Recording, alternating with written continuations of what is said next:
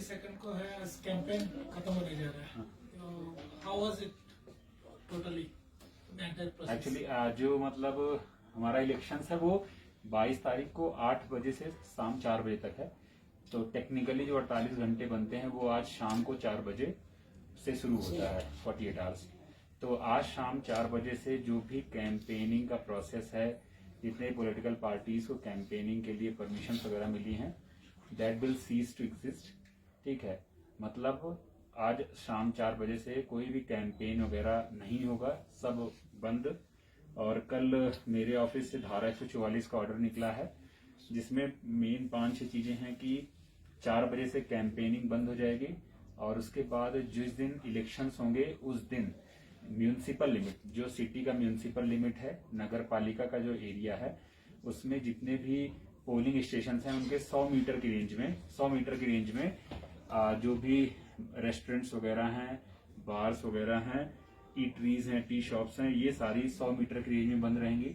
और जितने ग्रामीण क्षेत्र हैं यानी रूरल एरियाज हैं, वहां इलेक्शन वाले दिन यानी 22 तारीख को 200 मीटर के रेंज की जितने भी ऐसे दुकानें होंगी वो बंद रहेंगी।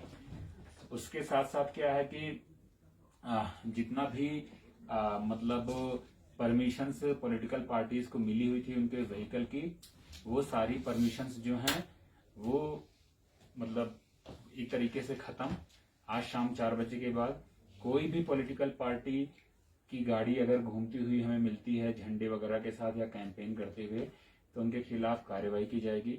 उसके साथ साथ क्या है कि 22 तारीख के दिन, जिस दिन चुनाव होगा, वोट पड़ेंगे, उस दिन के लिए अगर उनको घूमना है तो उनके सिर्फ कैंडिडेट या फिर उनके जो ऑथराइज्ड इलेक्शन एजेंट हैं उनको परमिशन के लिए आज या कल अपने लोकल एसडीएम या फिर एडीएम के पास अप्लाई करना है और वो देंगे। तो सिर्फ और सिर्फ उन्हीं को मिलेगा जो कैंडिडेट्स हैं या फिर जो उनके ऑथराइज्ड एजेंट हैं।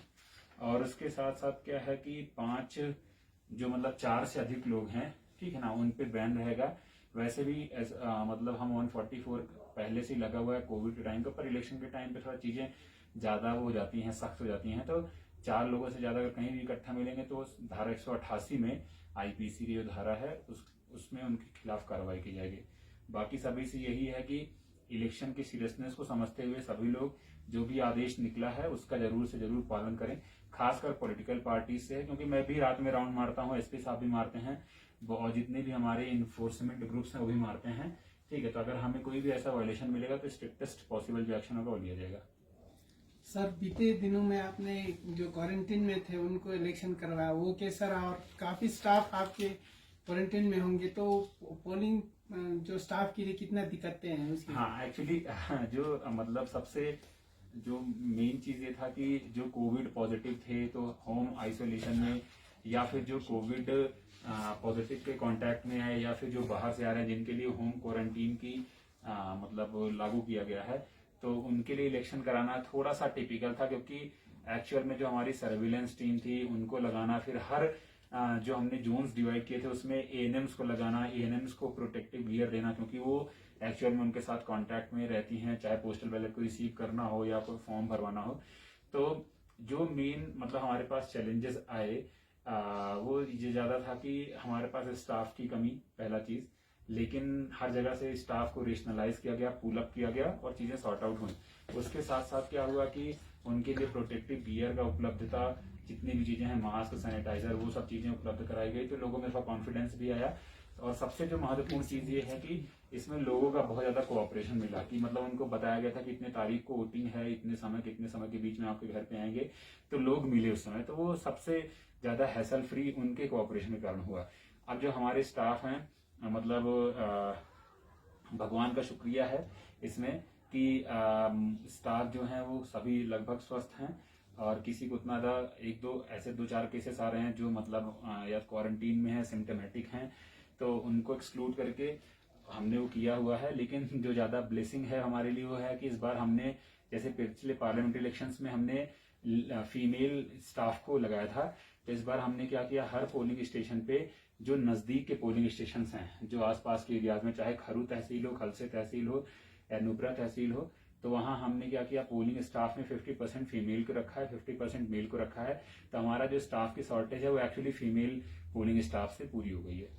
सर एडमिनिस्ट्रेशन की नोटिस में कितने मॉडल कोड ऑफ कंडक्ट का वायलेशन का केसेस आए हैं? हमारे पास 3-4 केसेस आए हैं, पर उस ग्रेव ऑफेंसेस के नहीं हैं, जिसमें जो कंसर्न्ड एफएसटी एसएसटी टीम है वो तुरंत का तुरंत एक्शन ले ली। सर ऐसा कोई केसेस है जहां पर कैंडिडेट खुद क्वारंटीन में बैठना पड़ा होगा अभी इस वक्त होगा? एक्चुअल में उस टाइम जब फॉर्म भरे जा रहे थे तब एक केसेस आए थे, तो उसके लिए फैसिलिटेट किया गया था। अभी तो फिलहाल मेरी नॉलेज में नहीं है, अगर ऐसा होता है तो जो भी उनके लिए फैसिलिटीज हैं वो उपलब्ध कराई जाएंगी ताकि स्मूथ कंडक्ट हो सके।